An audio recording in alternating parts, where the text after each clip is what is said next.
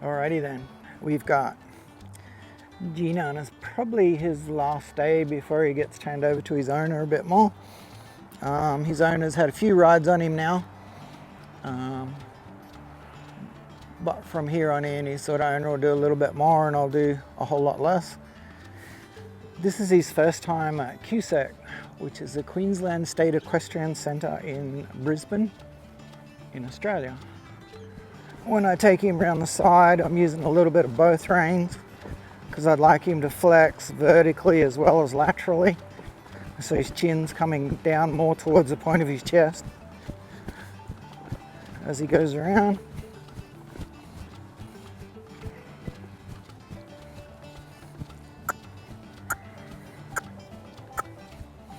Just clucking to him there because I could kind of feel his feet dying. So it's just to remind him I wanted to stay up in a trot.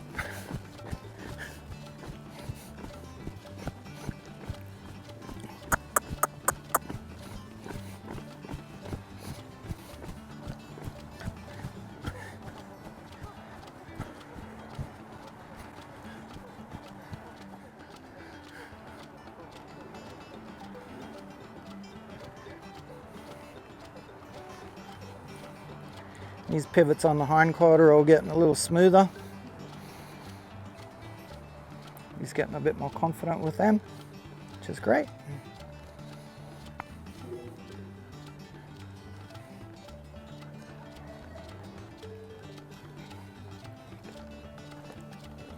Good.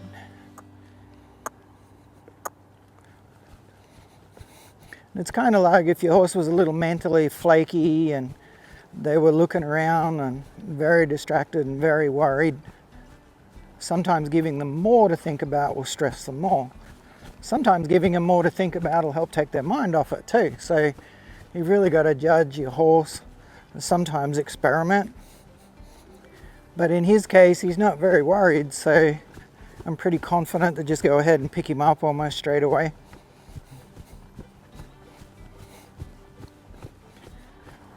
I'll step him up into a lope.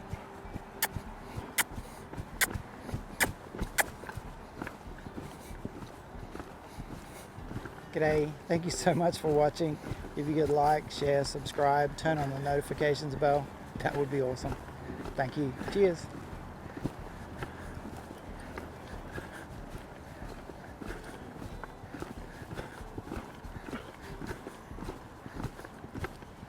The transition I was real happy with, and he sort of felt a little wriggly afterward. It's like a little playful, but not much. Just here where it gets to going a little quick, I'm just sort of putting him in a little turn, framing him up. Because that's kind of what I'd like him to think when I draw on him. Slow down, turn, soften.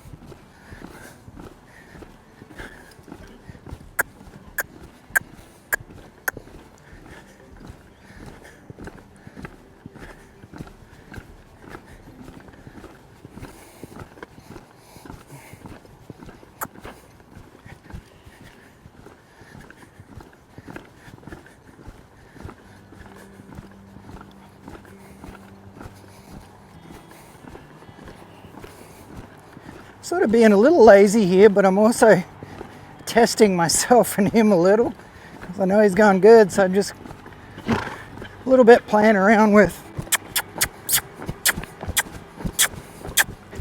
going one-handed. Obviously we're a little too relaxed.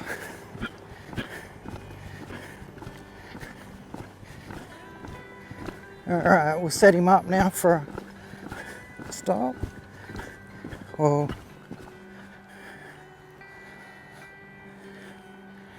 It does really good. So like his other stop when we were walking and trotting and he was distracted trying to do his own thing, he kind of stuck his nose out. That one you could see he stayed really soft, stayed within the bridle really well. So he's doing a great job in here for his first time. I'll just pick up a soft feel.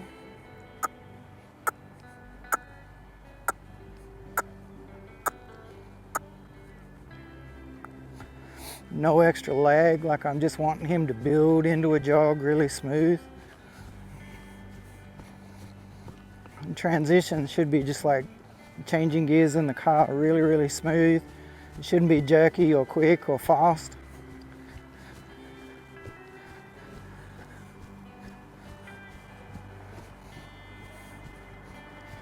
And if he's a little slow and like too slow and too relaxed about it, I can always lag him and push him through it.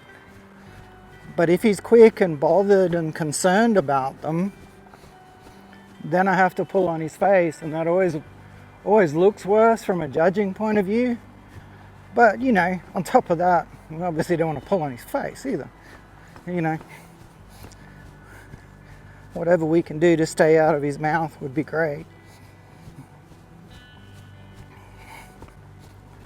Ultimately, all we want that bit to do is just help to position him to do his job a little better. It's like a polishing tool. I don't really want to have to use that bridle for control too much. Now, that doesn't mean in the training process that I won't use it for control, and I might pull him around and have to get hard on him and all sorts of things. But I'm always working towards, you know, the bridle's just a polishing cloth. Alright, we'll come around here when we're side on the camera and see if we can build up into a lope again.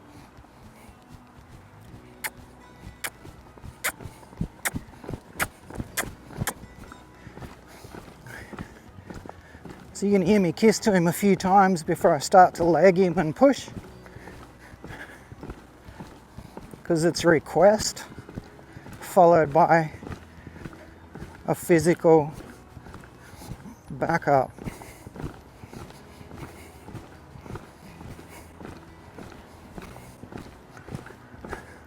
It's like when we stop, we ask him. If he doesn't stop, then we'll talk. When we ask him to go, I'm just going to ask him to go. If he doesn't go, then I'm going to do something physical about it. But I want everything to kind of be a bit of a request more than anything else. But he has to know that if he doesn't listen to that request, there's consequences too.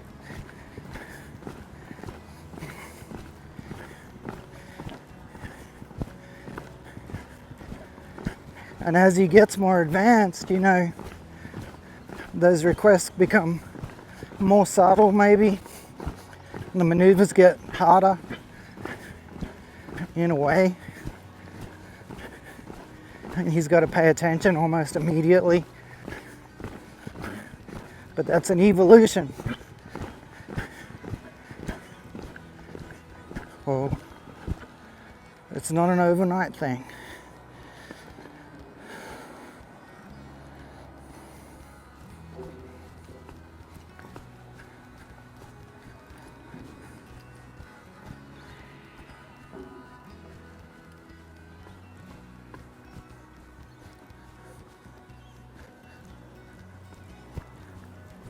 So just giving him a little bit of free time. What I'd love for him to do in his free time is what he just did through that section. He's kind of just lowered his head and couldn't really be bothered and just jogged along. And this is a very slow jog for a lot of people, but I like a slow jog. I think if this is what my horse's default setting is, I can always rise to the trot, I can always speed him up, I can always put more leg on. If my horse gets used to going fast early on, it's usually a lot harder to slow him down. So I really like to establish slow, a nice slow rhythm first. And how long that takes kind of depends on the horse. He's probably going to be a little quicker than most, but I want to make sure it's really well established before I start speeding up. So it could be a few months. So same deal, we'll just kind of shape up a little bit for lead departure.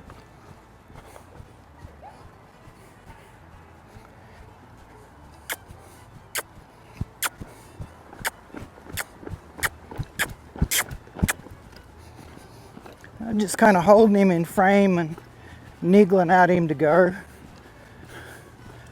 So you can hear me kiss to him, and that's my verbal request. He does need a little bit of lag, but there's still a verbal request followed by leg later.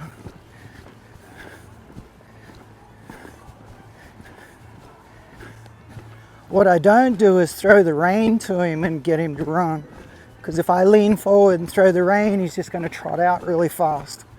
So I keep my weight back, I keep his nose tucked in a little, and I ask him to lift up into it, not stick his nose out and run into it. A lot of people do that, especially on a young horse, if they don't go straight away.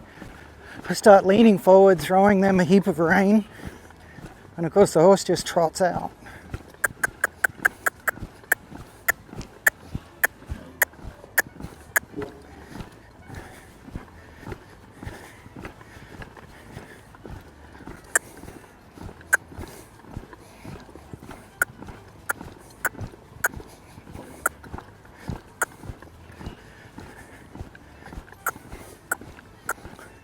Oh,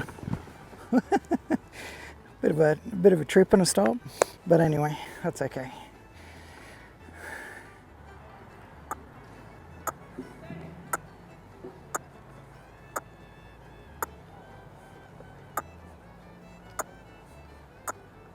I was clocking for a little while there, but I was just working through his headset. And he just wanted to push into the bridle a tiny bit, and he's already doing, you know, really good walk jog transitions, so may as well keep them going and make them a habit, which is what we ultimately want to do too, is make excellence a habit in ourselves and in our horses. We've all got to start somewhere. Your green horse is going to get some allowances for that. So do people, but ultimately, you know, we got to progress and keep moving forward. All right, we'll set him up for a lope again.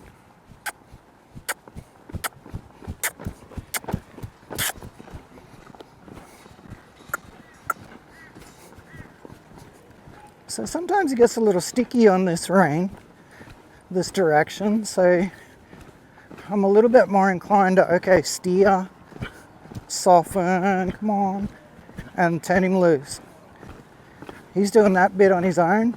Pick him up, steer again, turn him loose. So it's usually what happens with the young ones, if they've got an issue, they start leaning into a cue, make the cue really definite, and then back off. Make the cue definite, leave him alone. Like, I'd like you to move over there. When he moves over there, turn him the hell loose. Let him know that that was the aim of the game. When you micromanage and you turn a little, turn a little, turn a little, turn a little, sometimes they'll kind of lean into that. And it's not very long before, like, here he is on this circle, just holding that line and staying with me. So, you know, doesn't usually take too much.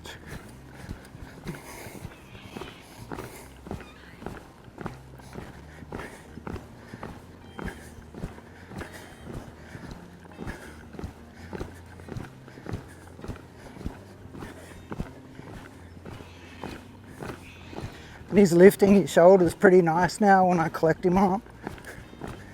He's flattening out pretty quick now, but I think he's also getting a little tired. Yeah, we could go lope him around the arena and do all sorts of things with him, but, you know, physically he's still done a fair bit, and he's done a wonderful job. You know, like, he's obviously getting better every ride, getting softer every ride, so I don't want to overdo it.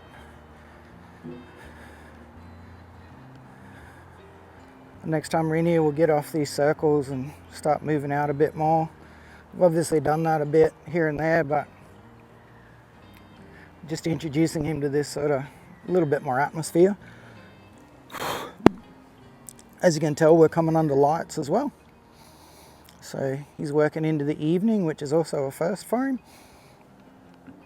He's done a great job. And as soon as I quit riding, he stops, which is awesome. Give my horse lots of rubs, because they're doing the best job they can with the human they got stuck with. Alrighty. I'll try and be a better human so he can be a better horse. Might be cool too.